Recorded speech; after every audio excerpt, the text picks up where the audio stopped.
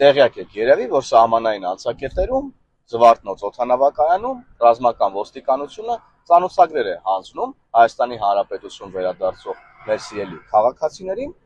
զորահավաքներին մասնակցելու վերաբերյալ։ Եվ ահա ես տեսնում եմ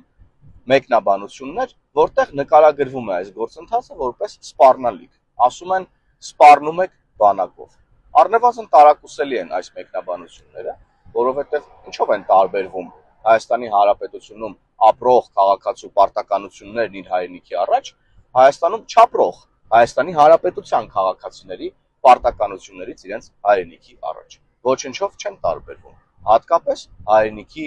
պաշտպանության գործին վերաբերող պարտականությունները։ Եթե մեր սիրելի հայրենակիցները եկել են իրենց պարտքը կատարեն հայրենիքի եւ մեր պետության առաջ եւ մասնակցեն ընտրություններին ձևավորեն իշխանություն, ապա նաեւ հավասարապես պետք է իրենց պարտքը կատարեն եւ մասնակցեն հայրենիքի պաշտպանության